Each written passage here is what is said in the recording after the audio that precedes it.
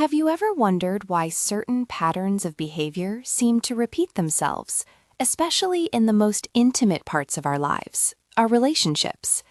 It's a question that often arises when we consider the complex, sometimes bewildering, dynamics of human connection, why individuals might stay in situations that appear harmful, or why cycles of behavior are so difficult to break. Today, we're going to delve into a particularly sensitive but crucial area, the psychology of the domestic violence cycle. Our aim isn't to assign blame, make judgments, or sensationalize. Instead, our purpose is to shed light on the factual patterns and the robust psychological frameworks that help us understand this often misunderstood phenomenon.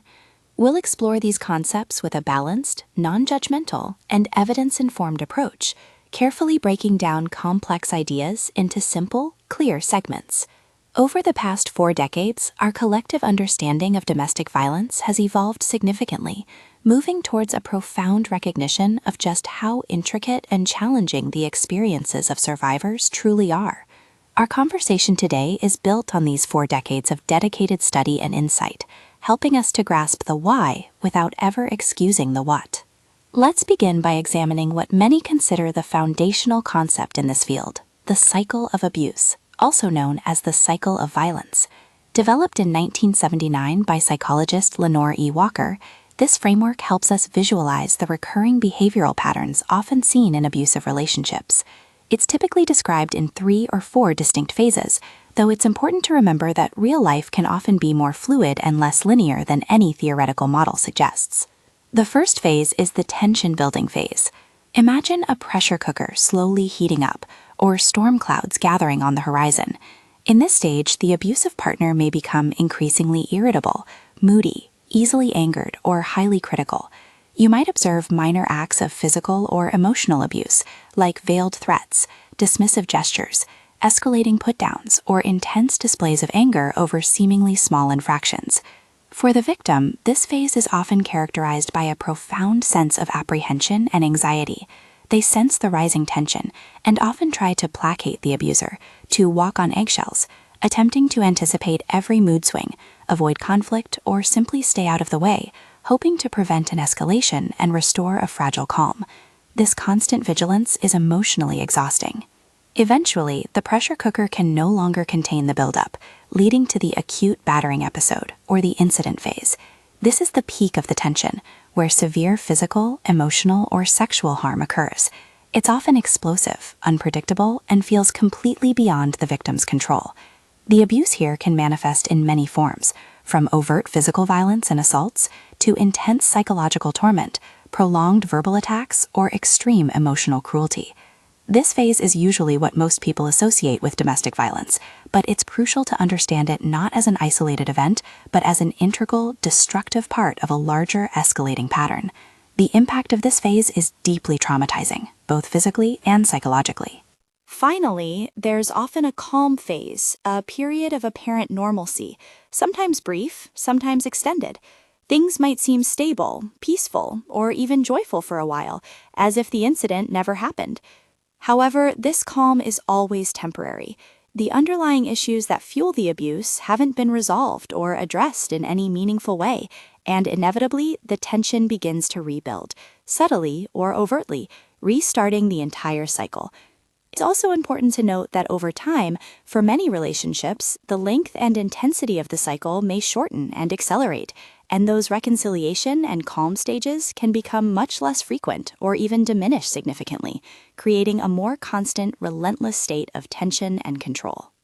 While the cycle of abuse describes the pattern of behavior, it's vital to understand the underlying purpose. At its core, domestic violence is not simply about anger or a loss of temper. It's fundamentally about power and control.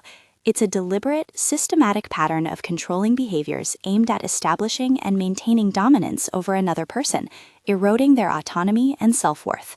To illustrate this comprehensive approach to control, the Domestic Abuse Intervention Project, often known for the Duluth model, developed the powerful power and control wheel. This visual tool helps us see the vast array of tactics abusers use, extending far beyond just physical violence. Think of the hub of a wheel as physical and sexual violence, which often serves as a constant threat, reinforcing all the other spokes. These spokes represent other, often more insidious, forms of control: intimidation through looks, gestures, smashing objects, or veiled threats; isolation, by controlling who the victim sees, talks to, or where they go; emotional abuse, through constant name-calling, gaslighting, mind games, or public humiliation; economic abuse, by preventing employment, controlling all finances, or denying access to money; using children to relay messages, make the victim feel guilty, or threaten custody; minimizing, denying, and blaming the abuse. "It wasn't that bad. You're too sensitive. You provoked me."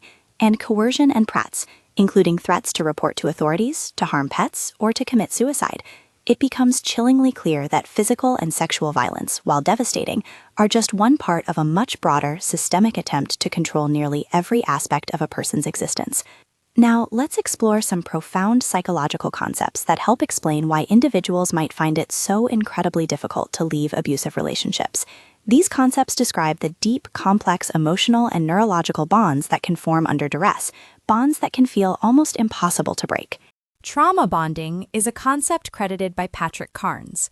This isn't love in the healthy sense. It's an intense, often subconscious, attachment that develops between an abused person and their abuser, characterized by a bewildering mix of sympathy, compassion, loyalty, and profound confusion. It arises specifically in relationships where there is a cyclical pattern of abuse, reinforced by intermittent rewards and punishments. Imagine the powerful draw of a slot machine. You don't win every time, but those occasional, unpredictable wins, however small, keep you playing, hoping for the big payout. Similarly, the abuser alternates between maltreatment and positive behaviors, those loving gestures, sincere-sounding promises, and periods of calm. This intermittent reinforcement, combined with intense emotional highs and lows, can create a powerful, almost addictive neurochemical bond. This leads victims to rationalize the abuser's actions, focus intensely on the fleeting good moments, and dismiss or minimize the pervasive harm and danger. It's a powerful, almost chemical bond that deeply entrenches the victim, making departure exceptionally difficult, both psychologically and emotionally. Closely related and often discussed in conjunction with trauma bonding is Stockholm Syndrome. This term was coined in 1973 by psychiatrist Nils Bejerot, following a notorious bank robbery and hostage situation in Stockholm, Sweden, where hostages notably developed positive feelings and loyalty towards their captors. In intimate relationships, this phenomenon manifests when a victim develops a degree of loyalty, sympathy, or even positive feelings for their abuser. They may begin to rationalize the abuser's behavior, understand their reasons, and often mistake the intense, survival-based bond for genuine love or affection. It's crucial to understand that this is a deeply ingrained psychological coping mechanism, an unconscious survival strategy in the face of overwhelming threat and control, rather than a conscious choice or endorsement of the abuse. Finally, we consider learned helplessness. This is a foundational psychological concept, first demonstrated in animal studies, suggesting that after repeated failed attempts to control their environment or escape painful situations, individuals may simply stop trying, even when opportunities for escape become available. In the context of domestic violence, a survivor might try to leave multiple times, only to be drawn back in by manipulation, threats, the abuser's false promises, or a lack of external resources and support. Each failed attempt can profoundly erode their sense of agency, their self-efficacy, and their belief that escape is even possible. This learned helplessness significantly contributes to their perceived inability to leave, locking them into the abusive dynamic, even when, to an outside observer, opportunities for escape might appear obvious or readily available. While these concepts, the cycle of abuse, power and control, trauma bonding, and learned helplessness, provide incredibly valuable and robust frameworks for understanding domestic violence, it's also important to acknowledge that the field is constantly evolving, with ongoing discussions, refinements, and important considerations. For instance, the cycle of abuse theory, while profoundly influential and widely recognized, has faced some criticism for potentially oversimplifying the truly complex and often chaotic reality of abusive relationships. Not every relationship neatly fits into these four distinct phases. Some survivors describe a constant state of siege, a perpetual tension, or an unpredictable pattern with clear honeymoon periods. This doesn't invalidate the model entirely, but it highlights the diverse, nuanced, and often highly individualized experiences of individuals living with abuse. There's also an ongoing academic discussion regarding gender and intimate partner violence. While some debates exist about the gender symmetry of perpetration, whether men and women are equally involved in perpetrating IPV, research consistently and overwhelmingly indicates that victims of severe, repeated, and injurious domestic violence are predominantly women. Furthermore, women tend to experience more severe forms of physical and sexual violence, often requiring medical attention, and are more likely to be killed by an intimate partner. This understanding is critical when developing targeted support, prevention strategies, and policy interventions. Perhaps one of the most significant points of discussion revolves around the potential for victim blaming when applying psychological concepts like trauma bonding, Stockholm Syndrome, and learned helplessness. While these concepts are absolutely crucial for explaining why survivors struggle to leave, there's a real and valid concern that they can inadvertently shift focus onto the survivor's psychological state and behavior, rather than solely and squarely on the perpetrator's actions and accountability. It's vital that we use these terms with immense nuance, ensuring they don't imply that the victim is somehow responsible for staying, or that their problematic emotional state is the core issue. Instead, they illuminate the sophisticated manipulation, coercion, and profound control exerted by the abuser, and the deeply ingrained psychological impact of that abuse. Our unwavering focus must always remain on perpetrator accountability and systemic support for survivors.